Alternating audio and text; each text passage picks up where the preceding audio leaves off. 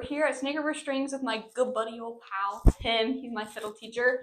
And we're going to talk about Texas contest style. What would you call it? Yeah, just Texas style fiddling. Yeah. Up here in the Northwest, what the majority of contest players play is Texas style or very closely related to Texas style.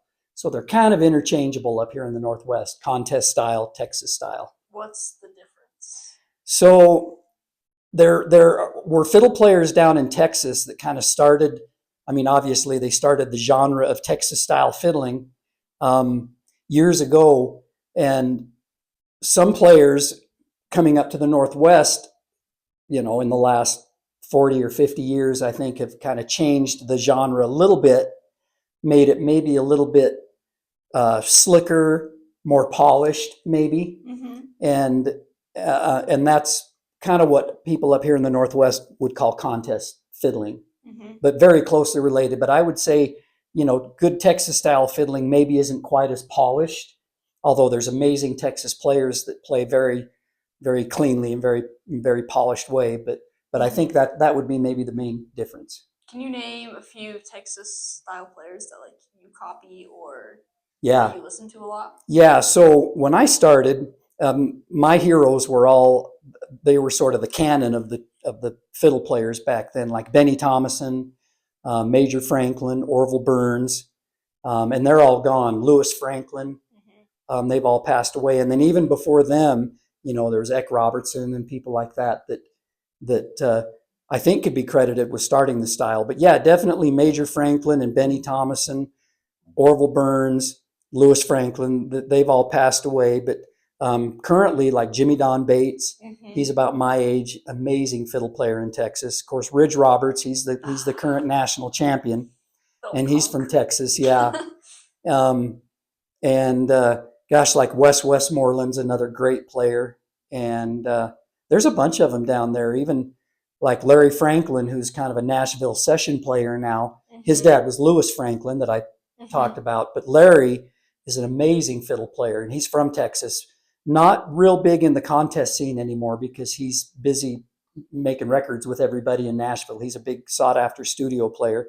Larry Franklin's another big one, So yeah, there's still a bunch of them from Texas that are amazing players that I try to copy and beg, borrow, and steal licks from all the time. Yeah, so we should move to Texas. No kidding, yeah. Let's right? Pack our bags. Yeah. But we have a pretty good contest scene, wouldn't you say? Oh yeah. Especially with Weezer being so close. Yep. With the Nationals being close, and contests tend to ebb and flow over time. And right now, I feel like we're kind of at one of the higher points where there are quite a few contests, there are quite a few players that are playing really well.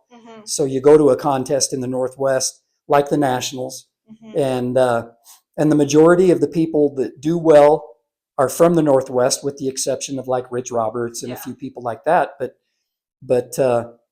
yeah, I think the contest scene right now in our part of the country is pretty darn good. We've got some good players. Yeah, for sure. See, I'll have to edit this. That's all right. Why do you think like contests became a thing? Why did this style like evolve? Do you really know? I do. So one of the main influences was back with the Ford Motor Company. And Henry Ford liked fiddle music. And so back then, in the early 1900s, and this he might have even had some influence in the late 1800s, but in the early 1900s, he would sponsor fiddle contests all over the place. What a dog. Yeah. And so, and then like, what is it? Martha White Flower, they sponsored some fiddle contests. And so back in the day, they had some pretty big sponsors that kind of got the contest idea going. And then somehow it kind of stuck. Just kept going. That's so cool.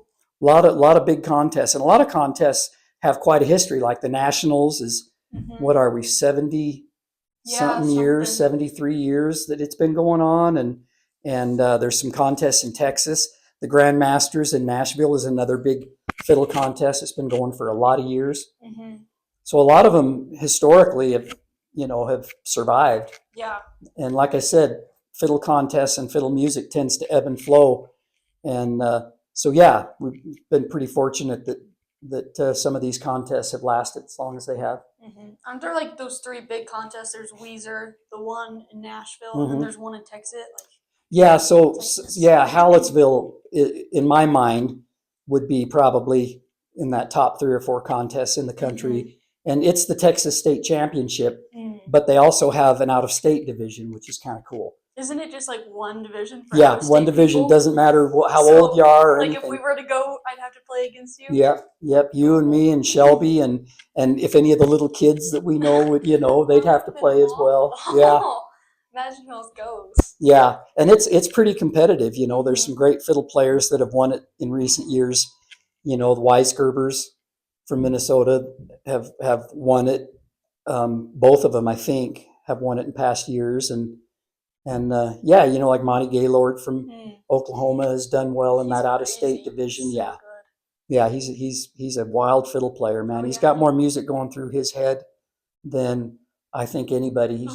He's one of those few people that you talk about being able to play off the cuff and just play, and he's one of the few that can actually do that. A lot of us kind of cheat, and we just have this 10 or 12 or 15 licks that we know that we put in songs when we don't know the song very well, but he can honestly just come up with stuff right off the cuff.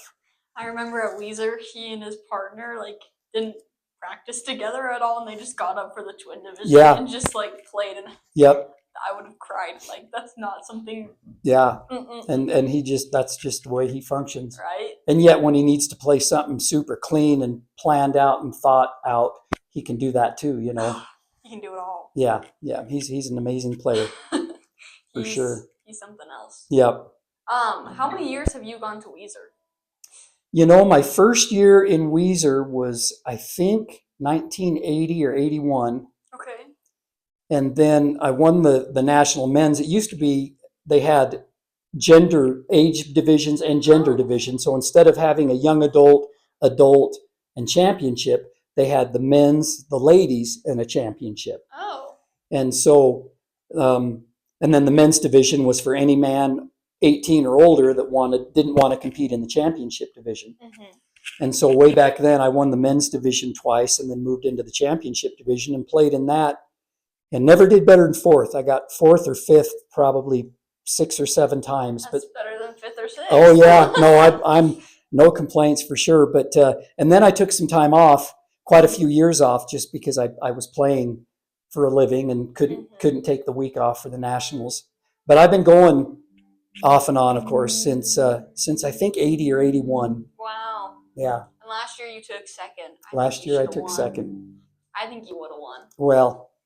Yeah, I was happy. Yeah. I was happy as could be with second. I was not happy with second. But that's okay. That's not the point. Yeah. Well, you having that experience of going to the nationals as a player is pretty invaluable. Yeah. I mean, you have to admit that going there and seeing the caliber of the music, even though you probably knew it and understood it, seeing that caliber of music is definitely an incentive to work and practice harder, and it gives you an idea of what other people feel constitutes good fiddle music, and that's valuable too, because that changes over time. Like this last year at the Nationals, some of the old standard players, and I say old, they're in their 30s and 40s, but the ones that have generally done well didn't even make the top 5 for the most part.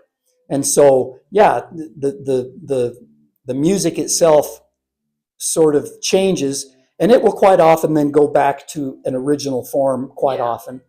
But and I feel like maybe that's kind of what it's doing now, is kind of gone back to a little bit more of an original form of music.